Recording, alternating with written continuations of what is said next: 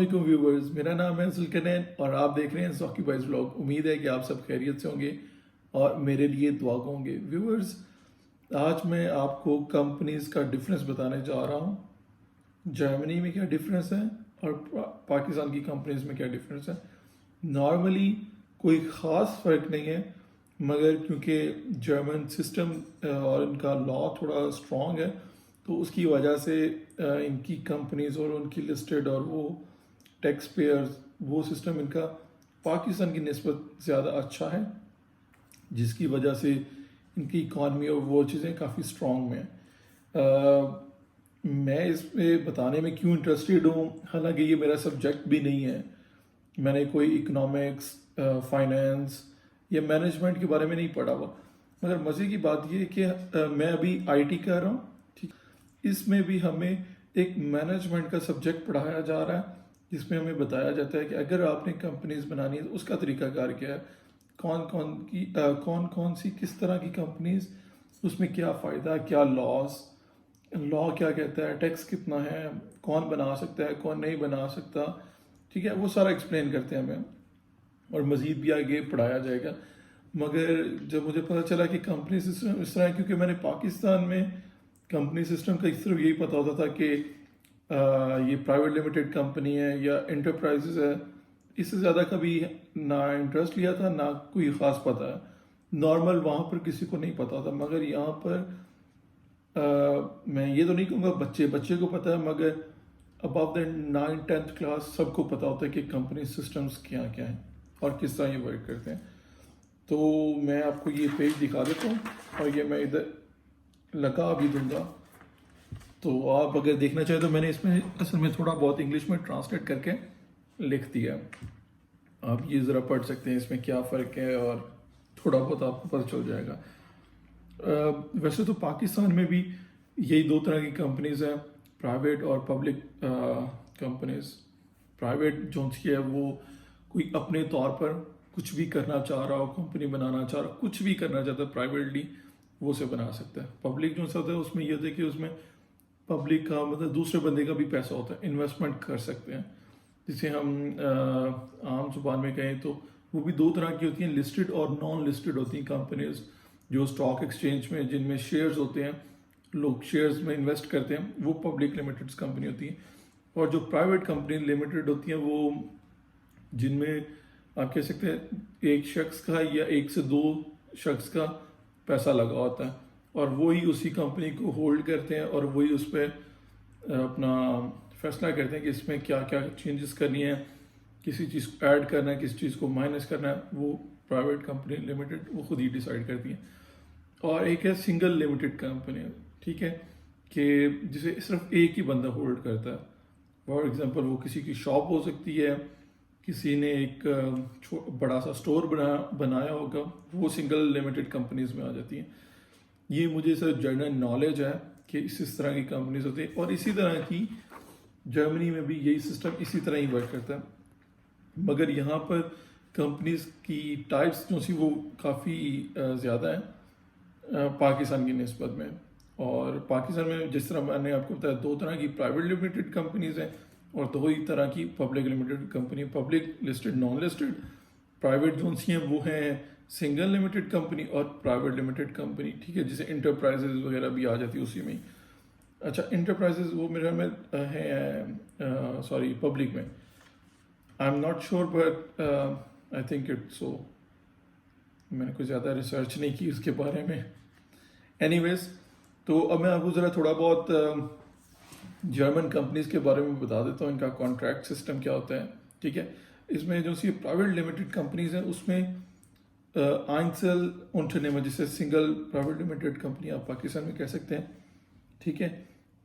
ये आप कह सकते हैं यहाँ पर हैं जो छोटी दुकान है ना, उसे आइंसल उन्टरनेमर में लेते हैं, मतलब सिंगल लिमिटेड कंपनी में। तो वो भी इधर रजिस्टर्ड है। हमारे पाकिस्तान में कोई भी खोखा खोल के बैठ जाएगा, छोटी मोटी दुकान खोलेगा, वो रजिस्टर्ड नहीं है। तो जर्मनी में ये रजिस्टर्ड होती हैं, छोटी सी दुकान भी रजिस्टर्ड करेंगे, छोटी मोटी शॉप जो भी होती हैं। अच्छा, और उसे एक ही बंदा होल्ड करता है, एक ही ओनर होता है उसका, ठीक है।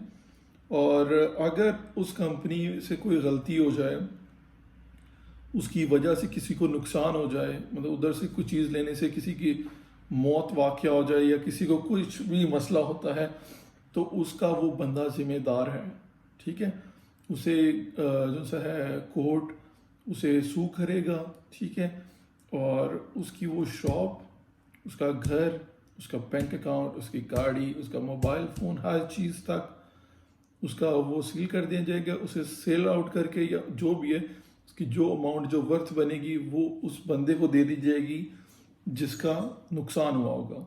तो उसके बाद जो सा है प्राइवेट लिमिटेड कंपनीज में ये जो सा ओ आ गया है, इसे दो लोग होल्ड करते हैं। ठीक है जी, और इसमें सिर्फ जो सा है, जिस तरह आप कह सकते हैं किसी भी दो भाइयों ने एक कंपनी बना ली है, तो वही उसी को हेड कर रहे हैं, वही उसी चीज़ को देख रहे हैं। पर इसमें थोड़ा सा प्रॉब्लम ये है कि इसमें दोनों की ही प्रॉपर्टी चली जाएगी। अगर किसी को इससे प्रॉब्लम होगा, मैं आपको बता दूं, हाफ्टुंग इधर लिखा होगा लाइबिलिटी। ठीक है, आप देख सकते हैं इस फॉर्म में जहाँ पर लाइबिलिटी लिखी हुई है, हाफ्टुंग उसे जर्मन में कहते हैं। किसी को कुछ नुकसान हुआ तो वो दोनों की ही प्रॉपर्टीज जो कुछ उनके पास होगा वो चला जाएगा।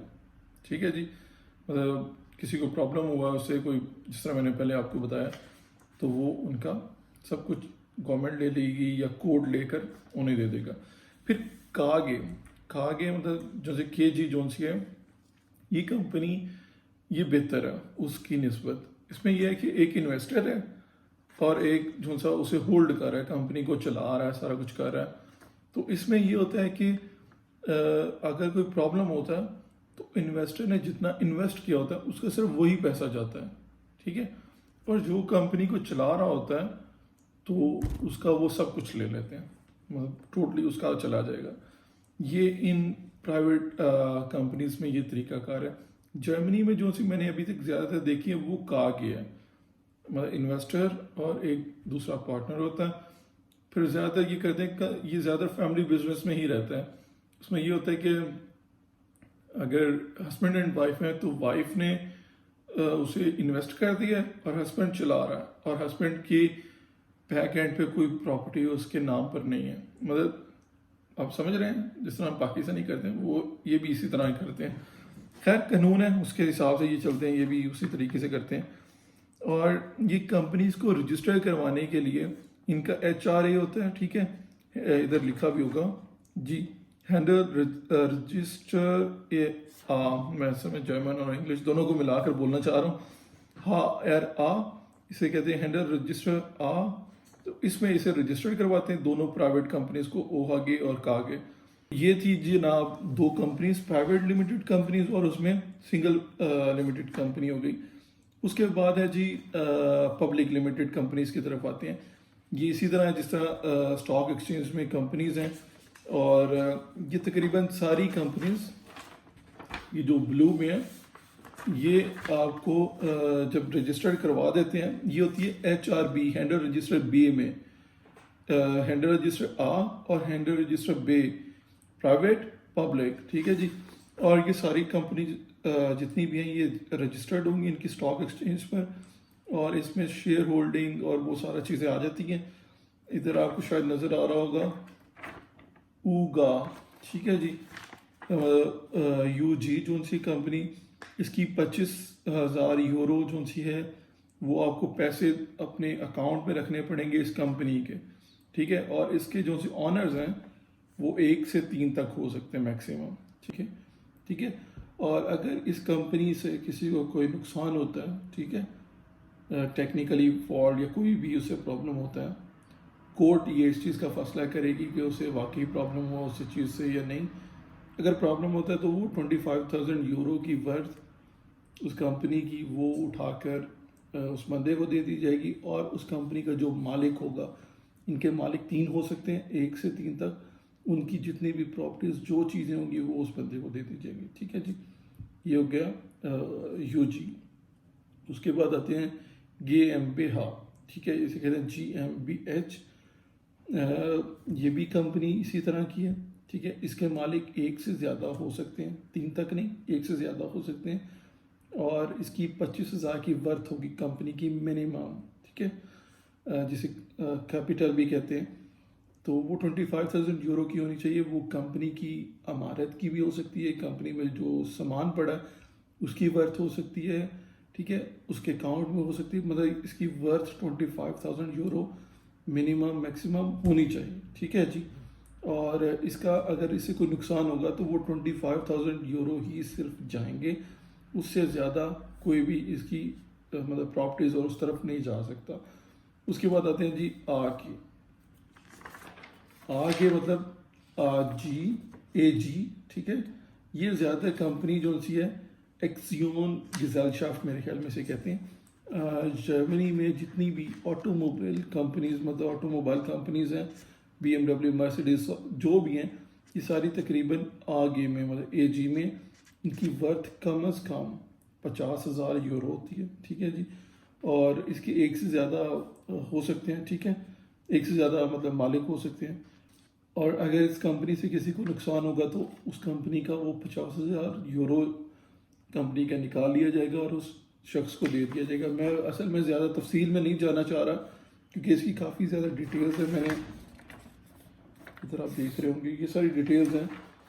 तो बस यही था और उम्मीद है कि आपको कोई थोड़ा बहुत कंपनीज का आइडिया हुआ होगा। जिस तरह मुझे थोड़ा बहुत आइडिया, उसी तरह मैंने आप तक अपना पैगाम पहुंचाने की कोशिश की है कि आप भी कोशिश करें कि आपको पाकिस्तानी कंपनीज के बारे में कुछ पता चले कि वो किस तरह काम करती हैं। और अगर छोटा सा भी कोई बिजनेस करें तो काइंडली उसे रजिस्टर्ड करवाएं, टैक्स पेयर बने, फाइलर बने, नॉन फाइलर ना रहें। फाइलर का ज़्यादा फ़ायदा है। और अपनी कंपनीज को पब्लिक प्राइवेट लिमिटेड कंपनीज बनाएं और सारे कानून को पढ़कर बनाएं। और बस यही है। उम्मीद है कि आपको मेरी वीडियो पसंद आई होगी। मेरे चैनल को लाइक, शेयर और सब्सक्राइब करें। तब तक के लिए दीजिए मुझे इजाज़त। अल्लाह हाफिज़।